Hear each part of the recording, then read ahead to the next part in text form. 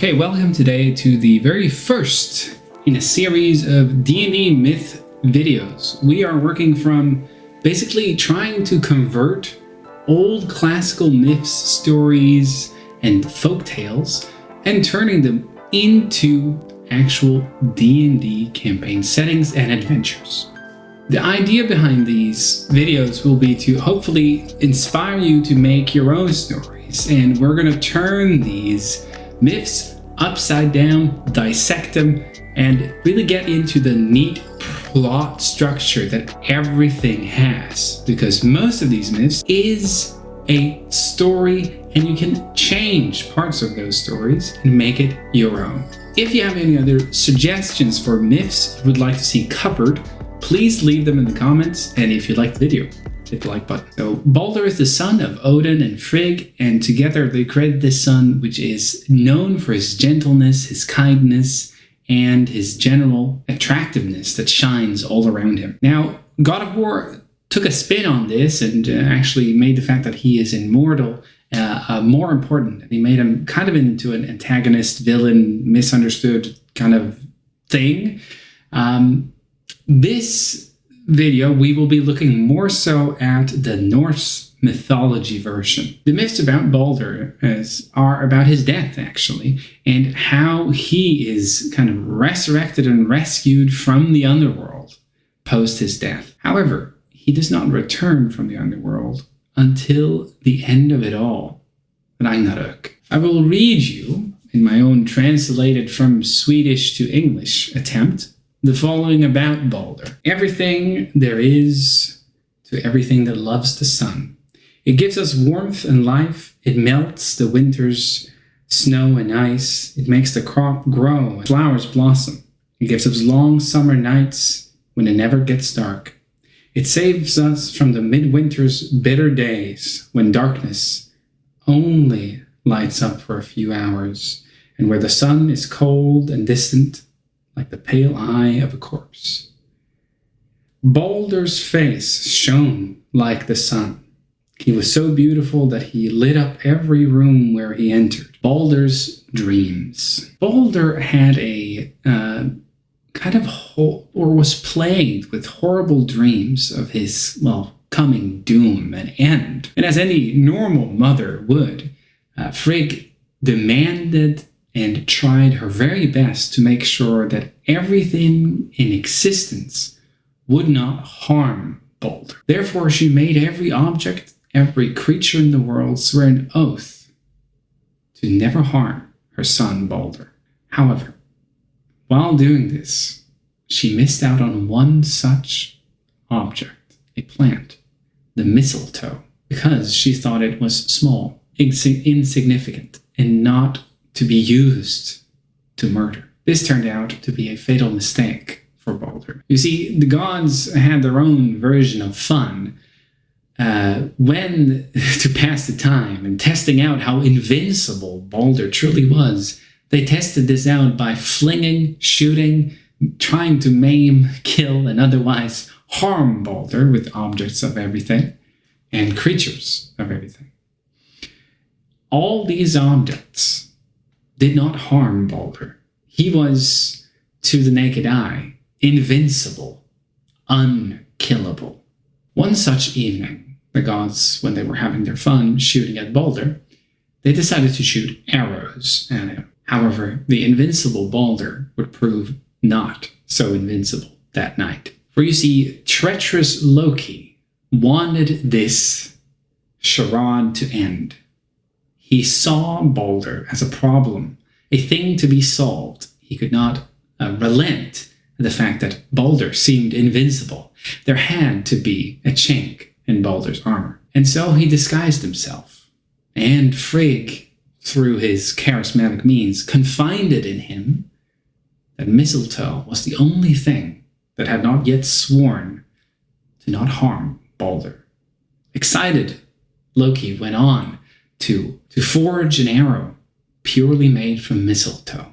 During the games, Loki gives the arrow to Balder's blind brother, Hodor, and yes, Hodor, and tricked him into shooting Balder himself. Balder fell down dead, struck by this arrow of mistletoe. And this was the most terrible and traumatic and tragic accident that had happened to the gods in, well, their memory. This wonderful god, liked by everyone, the sun in everybody's life, snuffed out all through Loki's treacherous games. Baldur's body was laid out on a boat when his wife saw him on that boat, laid out to join the underworld.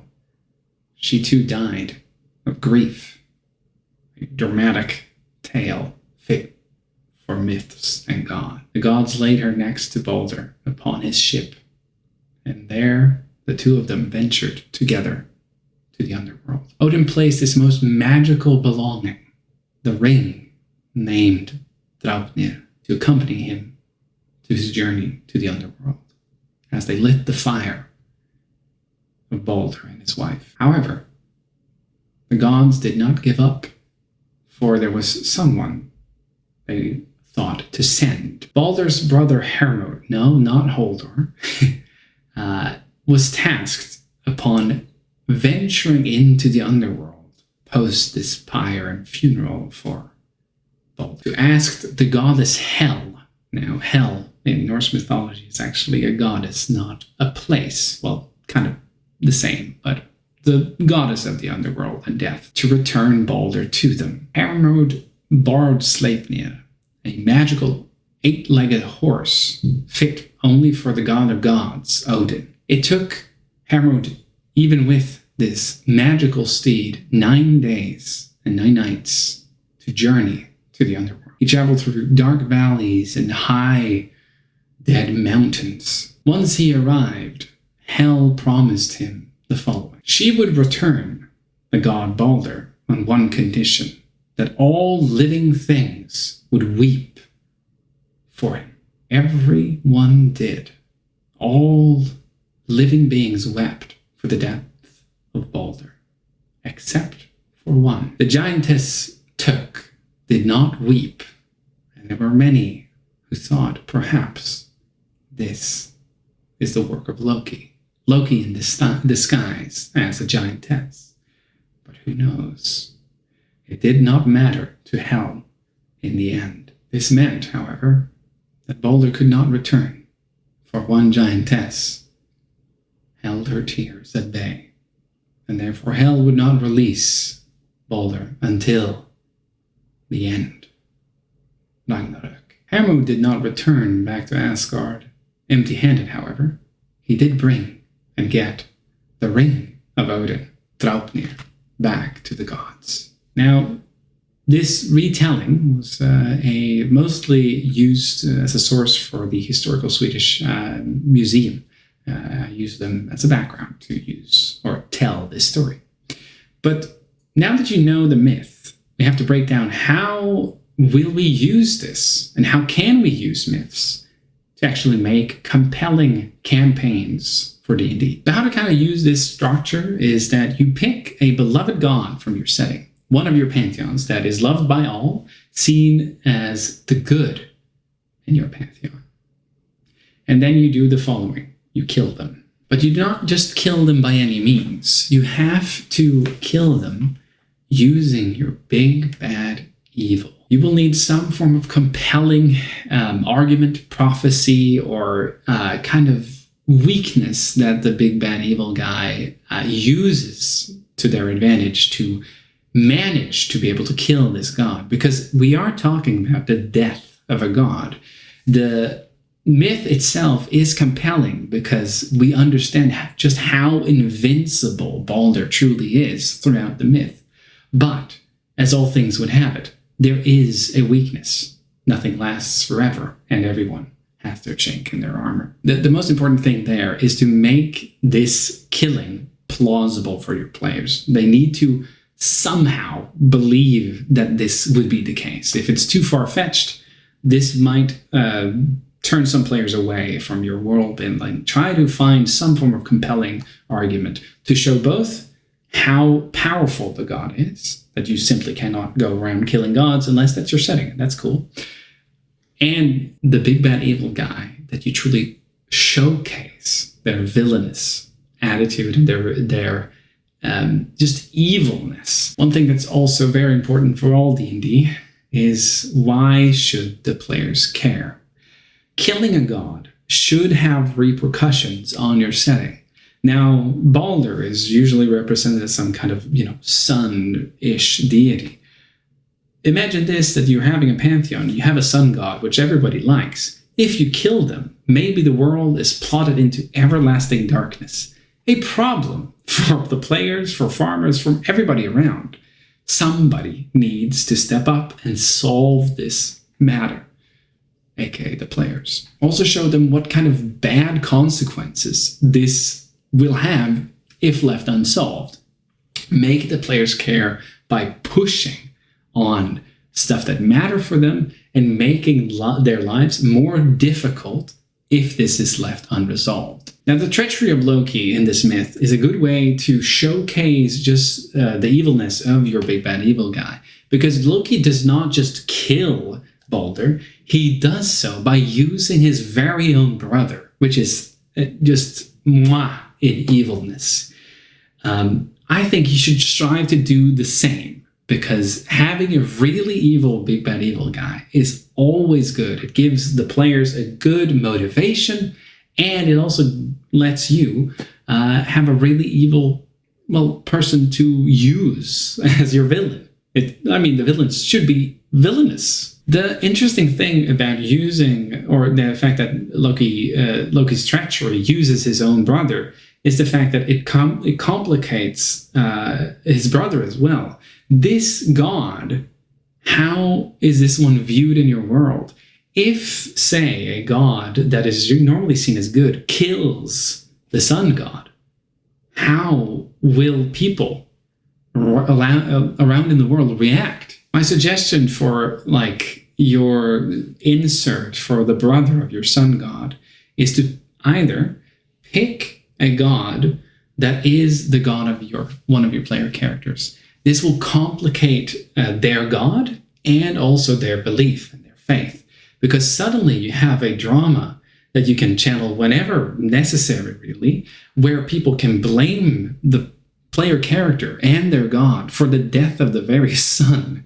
And that will lead to some very interesting role play and possible combats and, conflicts. The other version you have, if you don't really have any religious character in the group, you might want to use one of your less so detailed gods, or one that you feel was kind of left bland, not something very compelling to the players. If you use them, this will complicate them much more and give them a new venue and a new kind of edge to their character, I should say. And you could also open up the door for heavy character development, how to overcome the fact that you killed what everybody seems as the good god, the best of us all. The fact that his wife dies of grief when seeing him is very fitting for very mythical, heavy, drama-esque games, where you have ancient myth style, where you have very active gods, very classical, Greek, Norse, etc., where emotions are high on display, right? But if you have a pantheon where the gods of your world are more enigmas, where they aren't involved in the worlds, maybe you should cut this, because if suddenly a god dies of grief, it might not match the tone of your game if they are very far away from the world and very not, personable. Like the ancient gods in this myth and the others from Norse, they're people, right? It's a people drama. So maybe if you have more, enigma gods, maybe you should steer clear of that. This takes us to Draupnir, the magical ring. It's perfect.